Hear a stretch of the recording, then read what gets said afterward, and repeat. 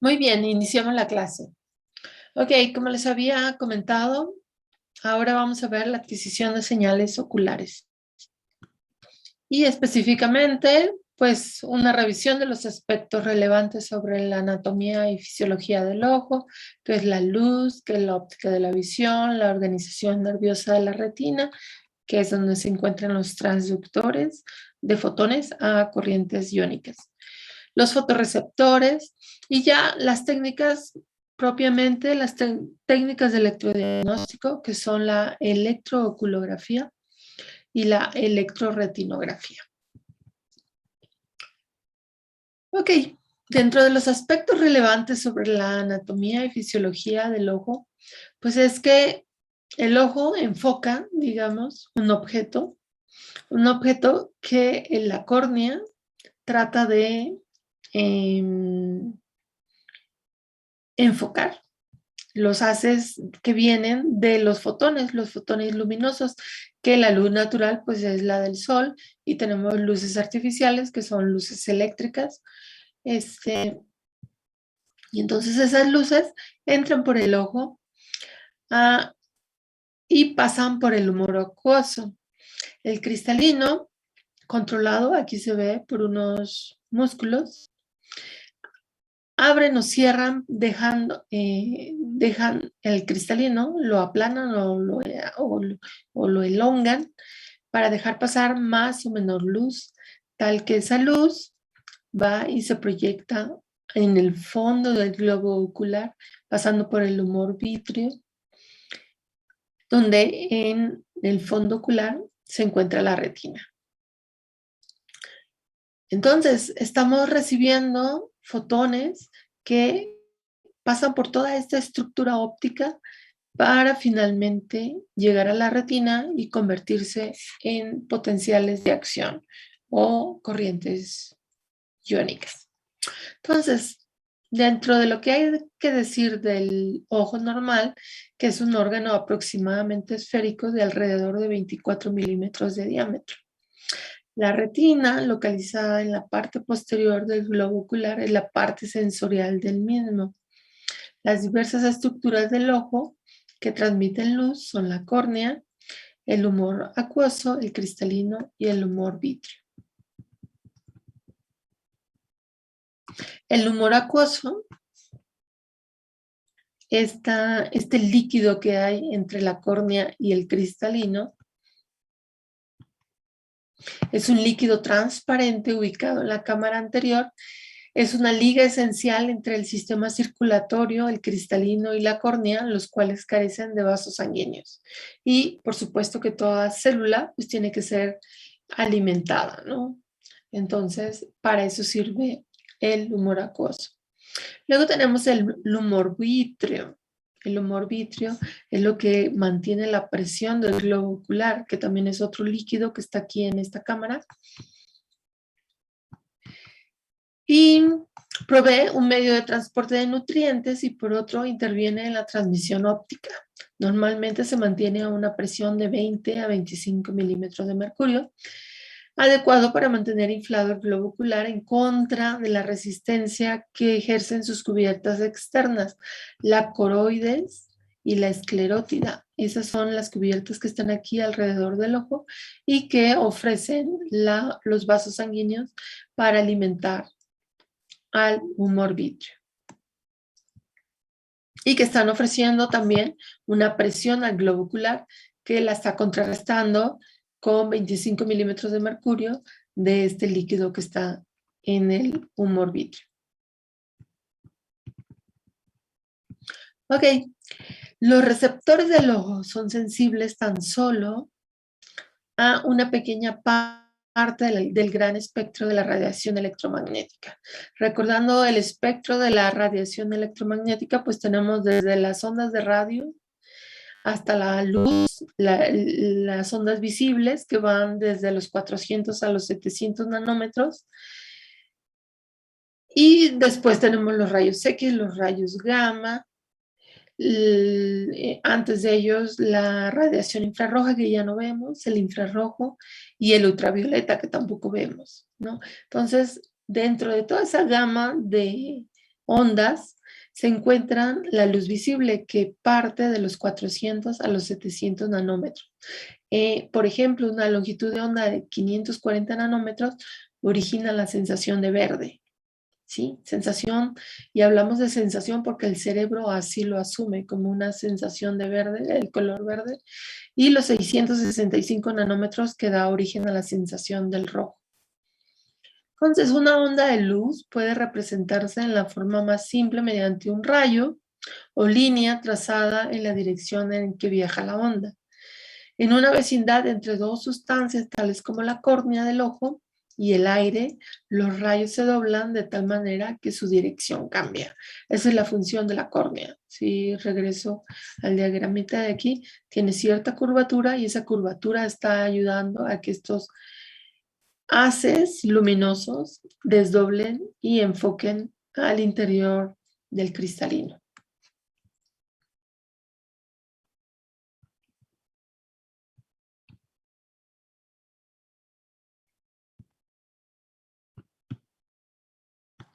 Entonces, la óptica de la visión, el cristalino y la córnea del ojo son los sistemas ópticos que enfocan la imagen del objeto en la retina, siendo el papel de la córnea más importante porque los rayos de luz tienen mayor doblamiento cuando pasan del aire a la córnea.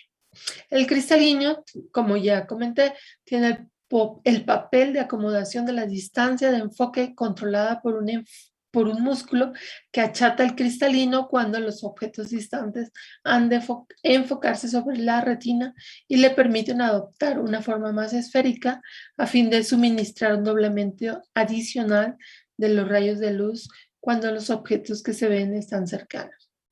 La cantidad de luz que entra al ojo es controlada por un músculo pigmentado que tiene forma de anillo denominado iris, generando una abertura denominada la pupila. Entonces, la cantidad de luz controlada por la pupila llega al fondo ocular y entonces tenemos a la retina, que es ya la parte eléctrica, ¿no? Donde ya tenemos mecanismos eléctricos más que ópticos.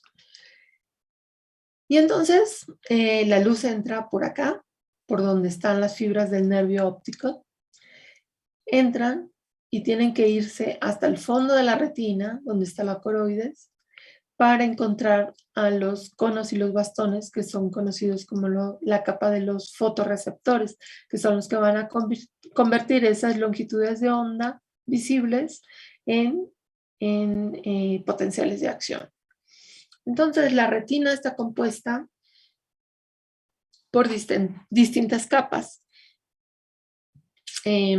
Tenemos aquí la capa de las células horizontales, que su nombre viene porque se conectan, sus interconexiones son de forma horizontal. Luego tenemos una capa de células bipolares, que están más bien conectadas en forma paralela. Luego viene una capa de células amácrinas, que finalmente conectan con las células ganglionares, que sus axones son los que forman las fibras del nervio óptico. Y el nervio óptico, que ya es un nervio craneal, que es la vía sensitiva que conecta con el cerebro.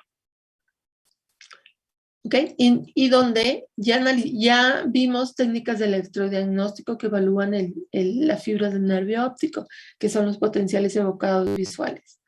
Entonces, la electrooculografía, que es una técnica de electrodiagnóstico del ojo, lo que trata de evaluar es el estado funcional de la capa de la retina, y que lo puede dividir en un componente de analizar los componentes transitorios, que son analizar el estado de funcionamiento desde los fotorreceptores y las diferentes capas de la retina, hasta un estado estacionario, cuando ya pasó la señal y ya se estacionó, digamos, ya se estableció en una constante para analizarla en el cerebro, ¿sí? Entonces, esa es la organización nerviosa de la retina. Tenemos una relación de N/A1. Las células ganglionares, estas las del nervio óptico, cuyos axones forman la parte más gruesa del nervio óptico y barren la superficie retinal para ser recolectados en el disco óptico, son a su vez sustancialmente menores en número que los fotorreceptores. Como pueden ver aquí, hay un número mayor de fotorreceptores y un número menor de células ganglionares. Entonces hay una relación de N/A1, un número de fotorreceptores por cada célula ganglionar del nervio óptico. El grado de convergencia varía considerablemente, siendo mayor en la periferia de la retina y mínima en la fovea. La fovea, que tiene una relación 1/1, ¿sí? Un fotorreceptor por una célula ganglionar, que es la que está encargada, la fovea, del control fino de la visión, ¿sí? De una resolución, la resolución máxima que tenemos en la imagen. Ustedes ya están familiarizados con imágenes desde el punto de vista digital, por tanta cámara y por tanto celular. Entonces sabemos que una imagen se forma por un número de píxeles, ¿no? Píxeles en X y píxeles en Y. Pues esos píxeles, desde el punto de vista del ojo, tiene que ver pues con la resolución de fotorreceptores que tenemos en la retina. O sea, los que están resolviendo entre el fotón que entra y la producción de una imagen. Entonces tenemos que en la periferia puede haber una relación de un mayor número de fotorreceptores con respecto a lo que envía el nervio óptico al cerebro. Pero en la fovea, que es la mayor resolución que se tiene de la visión, ahí hay una relación 1/1. Y entonces sabemos que los fotorreceptores, pues tenemos los conos y los bastones. Los conos encargados de la visión en color, tenemos 6 millones de conos, ¿sí? Una muchísimo mayor resolución que lo que dan las cámaras fotográficas ahora digitales, ¿no? Y que están formados esos conos por una proteína que se conoce que es la iodopsina. Los bastones encargados de la visión en la oscuridad son 120 millones de bastones y que tienen una proteína que es la que realiza la transducción, que es la rodopsina. Tanto conos como bastones se diferencian en segmentos internos y externos, ¿sí? La parte más profunda a la cual llega el fotón. Los internos, que son los sitios de mayor metabolismo y contienen todas las terminales sinápticas. Los segmentos externos, típicamente cilíndricos y delgados para los bastones y cónicos para los conos, son la parte de excitación visual. Ok, entonces, pues resulta que con el ojo abierto, pues están entrando fotones luminosos. Este es un corte de cabeza, digamos, axial, donde aquí tenemos la nariz, aquí tenemos el globo ocular y aquí la mejilla. Entonces, lo que tenemos en el fondo ocular, el fondo del ocular, es la retina, donde se está despolarizando la retina dependiendo de los estímulos luminosos que está recibiendo, ¿sí? Entonces tenemos la periferia del globo ocular y la fovea que está por aquí, en una parte en el fondo ocular donde hay una relación 1/1 entre fotorreceptores y fibras ganglionares que son los que forman los axones del nervio óptico. Entonces se genera, visto desde la técnica de electrodiagnóstico conocida como electrocoilografía o EOG, lo que analiza esta técnica es el potencial de estado estable. Entonces, lo que ve esta técnica es que el ojo se está comportando como un dipolo, ¿sí? Donde acá, en el fondo ocular, hay un conjunto de cargas negativas debido a la despolarización que están sufriendo sus células fotorreceptoras y después las neuronales, ¿no? Las capas de neuronas que están conectadas a los fotorreceptores. Y en el frente ocular, acá en la córnea, se está formando un conjunto de cargas de signo opuesto. De tal manera que si yo conecto electrodos rodeando el globo ocular, como puede ser en forma horizontal alrededor del ojo o en forma vertical alrededor del ojo, yo fijo la mirada en un punto central donde hay un LED que emite luz roja, es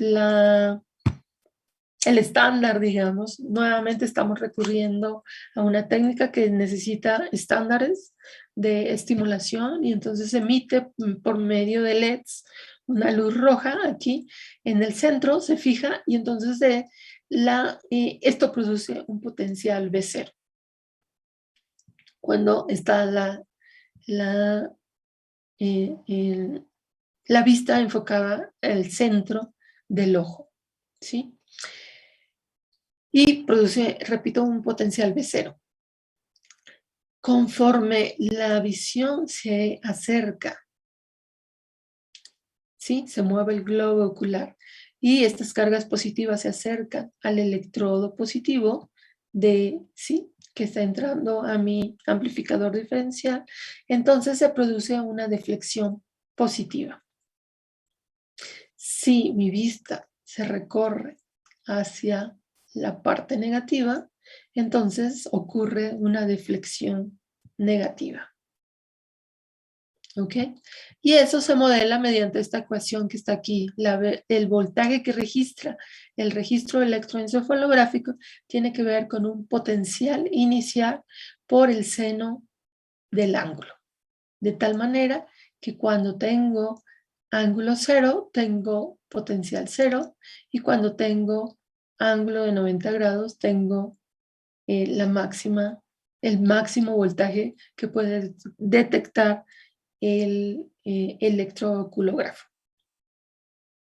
Y en eso consiste la técnica, ¿sí? En evaluar el estado funcional del ojo a partir de aplicar diferentes LEDs horizontalmente o aplicar diferentes LEDs verticalmente para analizar el movimiento horizontal del ojo y el movimiento vertical. Entonces, B0 depende del estado de adaptación del ojo a la luz oscura y clara y a la intensidad empleada por el LED. No sé si tengan alguna pregunta. Paro aquí para oírlos. Decía que se usan electrodos. Sí, claro, siempre pero estamos... ¿esos se ponen así directamente en el ojo? ¿O? A un lado del ojo. Ah, ¿sí? okay. Aquí está la córnea y en la parte de la piel, digamos, se conectan, se ponen los electrodos. Ah, ya. Sí, ¿alguna otra pregunta?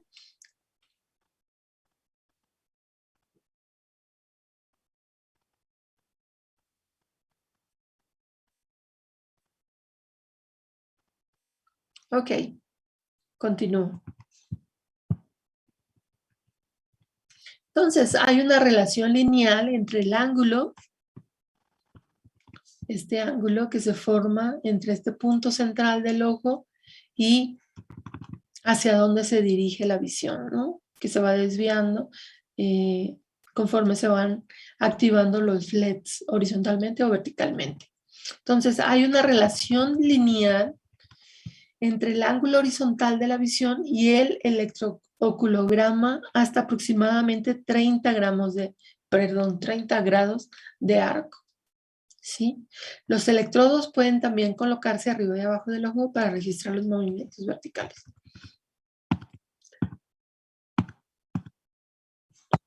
La instrumentación, pues son electrodos de plata, cloruro de plata, se requiere de un amplificador de corriente directa. Realmente aquí no vamos a ver transitorios ni frecuencias, sino lo único que va a detectar el amplificador es una constante, una corriente directa, un voltaje constante cuando se estabiliza la visión, ¿no? Y para eso la el encendido y apagado de focos, los LEDs, se van activando conforme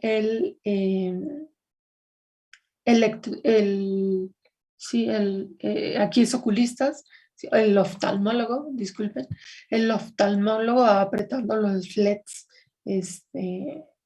a qué distancia lo van alejando, ¿no? El encendido del foco.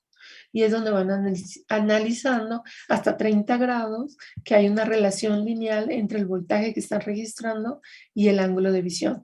Fuera de los 30 grados ya hay una relación no lineal. Entonces, el ancho de banda, desde 0.1 a 30 hercios, ¿no? Pero realmente estamos interesados en pura corriente directa. Hay ruido, por supuesto, en la señal que estamos registrando. El ruido presente es una combinación entre el electromiograma y pues los músculos del cristalino que están ahí presentes, que son los que están moviendo el cristalino para enfocar la luz en la retina, y la apertura y cierre de la pupila son otros músculos. Esos están generando actividad electromiográfica, por un lado. Y por otro lado, pues también los electrodos pues están en la cabeza y están recibiendo actividad electroencefalográfica, ¿sí? Que es una actividad aleatoria. Entonces, la suma de estas dos interferencias generan un error del 1%.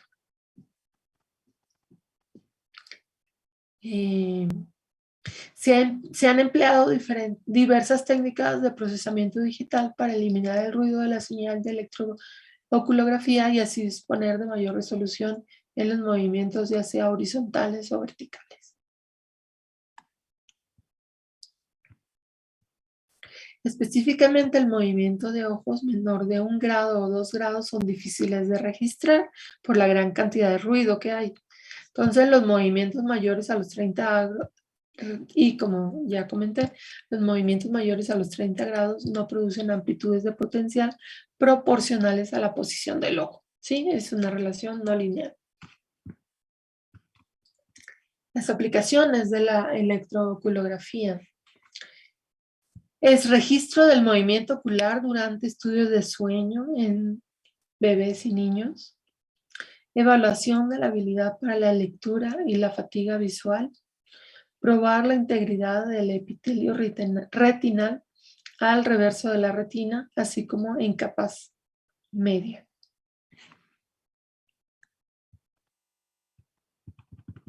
También en la distrofia retinal, que es una enfermedad que conduce a la degeneración de los fotorreceptores, donde el electrooculograma tiene una amplitud muy disminuida sin presentar cambios durante la adaptación a la luz. También el electrooculograma ha servido para el manejo de sillas de ruedas. Por supuesto que esto está siendo sustituido por las interfaces cerebro-computadora. Pero antes de estos estudios de las interfaces cerebro-computadora, el electrooculograma se conectaba en una serie de electrodos alrededor del ojo y la dirección del ojo marcaba la dirección de la silla de ruedas.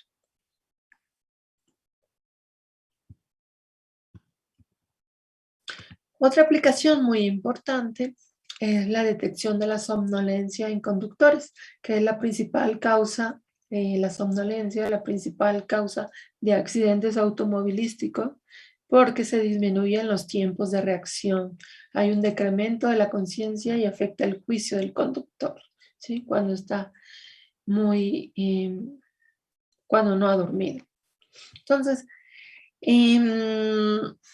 aquí en la detección de la somnolencia en conductores se han utilizado dos técnicas, la técnica de electrooculografía, pero el gran problema de las técnicas eléctricas que provienen de tratar de detectar el potencial eléctrico tiene que ver con la colocación de los electrodos, ¿sí? Y la duración de la impedancia constante conforme el gel electrolítico se va secando, ¿sí? Entonces, bueno, y que eso últimamente ha sido solucionado con los electrodos secos, ¿sí? Y con unos amplificadores con muy, muy alta impedancia de entrada, que eso ha proporcionado la electrónica moderna. Em, pero la otra técnica es para esta aplicación de detección de somnolencia en conductores, ha sido el estudio del parpadeo del conductor. Entonces, no es necesario poner electrodos, sino únicamente poner una cámara que está captando el video del sujeto y está analizando la velocidad de parpadeo. De tal manera que cuando el parpadeo se hace lento es que el sujeto, el conductor ya se está durmiendo. ¿Sí? Entonces, bueno, es una técnica electrofisiológica contra una técnica óptica, ¿no? O electrónica más bien, ¿sí? De captación desde el punto de vista del procesamiento de la imagen, de captación de la velocidad del parpadeo del sujeto. No sé si tengan algún comentario.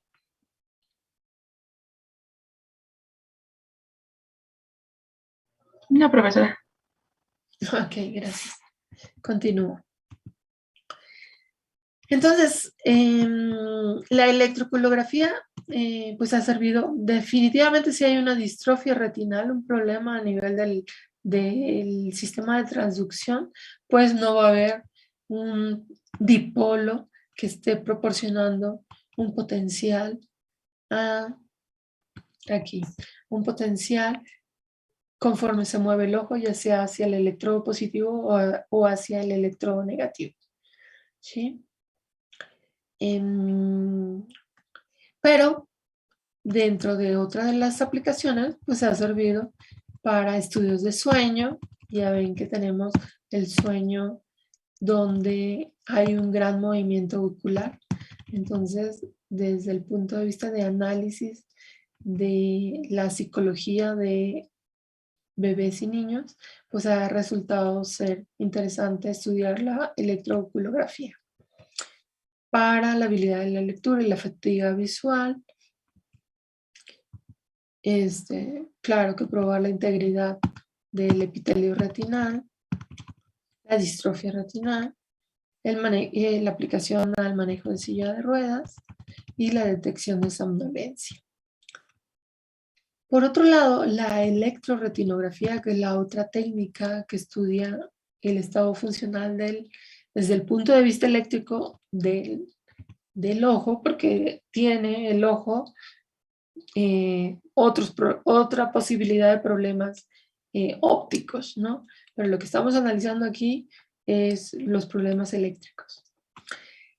Entonces, en la electroretinografía lo que se pretende es estudiar el estado transitorio, el análisis de cómo se comporta la forma de onda a través de las diferentes capas de la retina, ¿sí?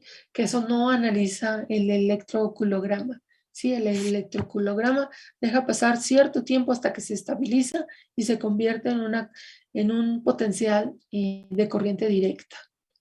El electroretinograma no. En el electroretinograma se analizan el comportamiento del transcurso desde que se produce el potencial de acción en la capa de fotorreceptores hasta que llega hasta el nervio óptico.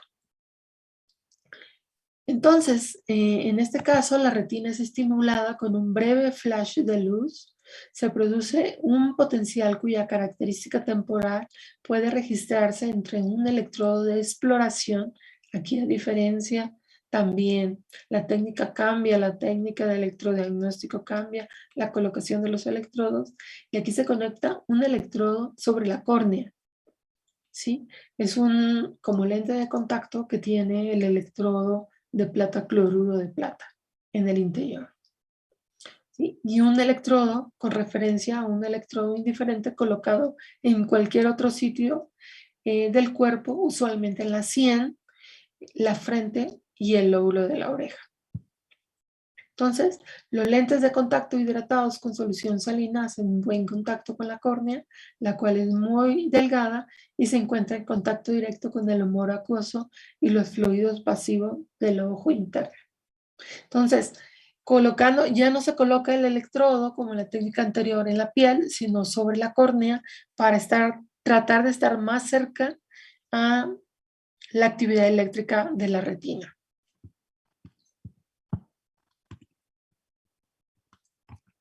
Y entonces se produce para sujetos sanos este tipo de onda, ¿no?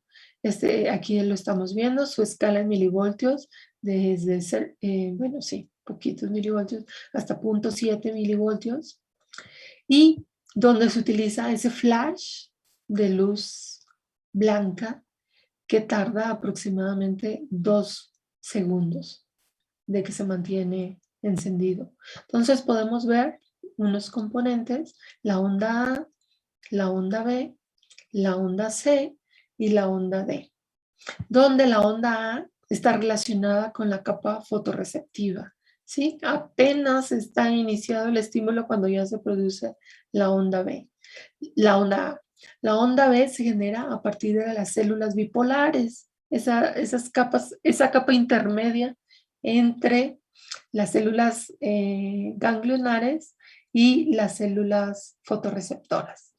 La onda C probablemente se origina en el epitelio pigmentado hacia los fotorreceptores con origen extrarretinal, ¿sí? Fuera de la retina, ya la onda C, después de, pues, la rapidez de transmisión que tenemos en las neuronas, pues ya casi acá se produce cercano a los 2 segundos, ¿no? Entonces, de origen extrarretinal. Y la onda D registrada al final del estímulo, que está ampliamente relacionada con la respuesta al estado de apagado de las ondas A y B, ¿sí? Que se produce esta ondita aquí finalmente. Y entonces este es el electroretinograma de un sujeto sano. Variantes. Está el potencial de receptor temprano, por sus siglas en inglés ERP, generado por los cambios de luz inicial e inducidos en las moléculas fotopigmentadas. El ERP es lineal con la intensidad luminosa. ¿Sí? El potencial registrado, la magnitud del potencial registrado es lineal con la intensidad luminosa. Y luego tenemos el potencial de receptor tardío, por sus siglas en inglés LRP, con una latencia de 1 a 5 milisegundos, el cual es máximo cerca de las terminales sinápticas de los fotorreceptores. Es marcadamente no lineal, variando aproximadamente en forma logarítmica con la intensidad luminosa. Normalmente el ERP y el ERP forman el pico de la onda A, ¿sí? Son potenciales que se producen muy dentro de 1 a 5 milisegundos de aplicado al estímulo.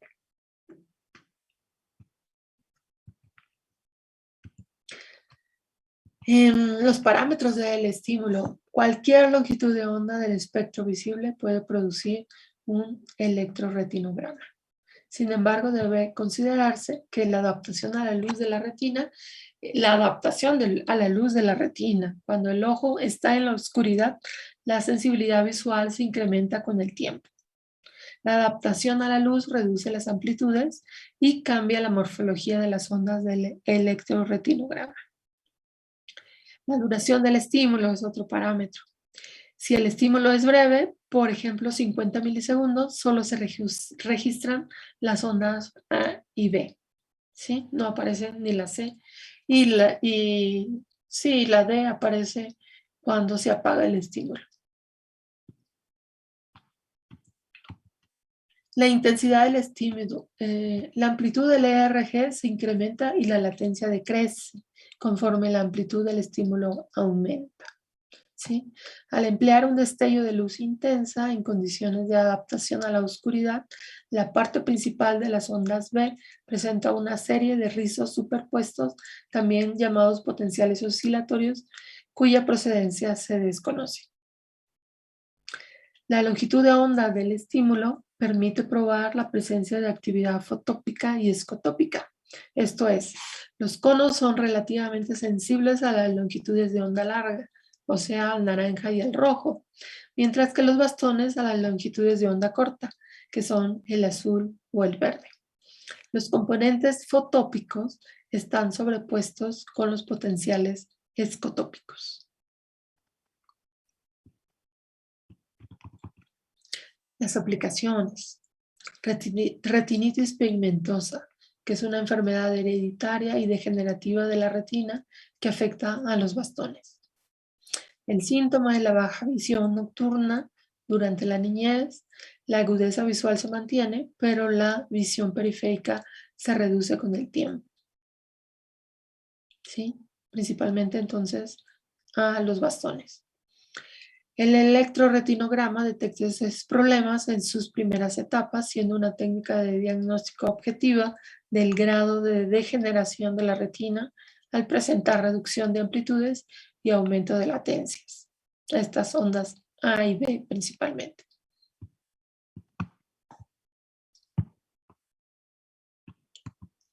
En la retinopatía diabética, que es una complicación microvascular en pacientes con diabetes que debilita la visión y puede generar ceguera.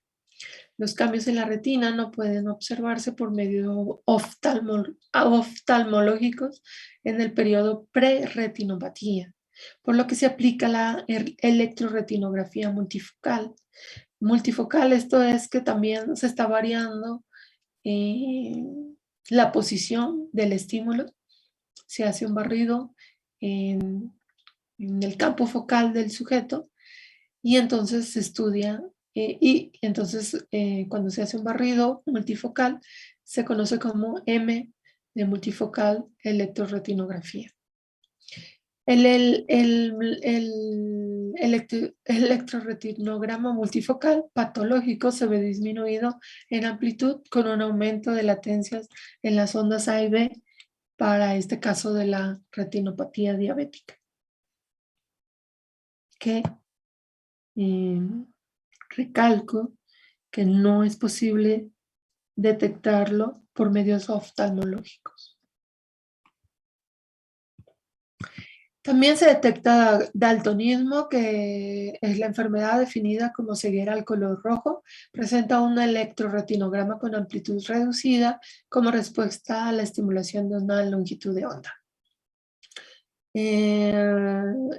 También hay otra enfermedad que es la degeneración del pigmento y desprendimiento de la retina, donde la amplitud del electroretinograma también se ve disminuida.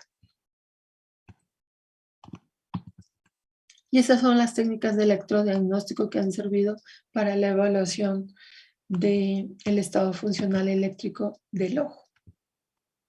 ¿Alguna pregunta? No, profesora.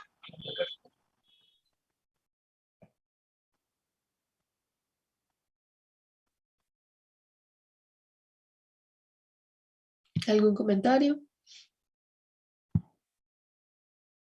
Electroretinografía y electrooculografía.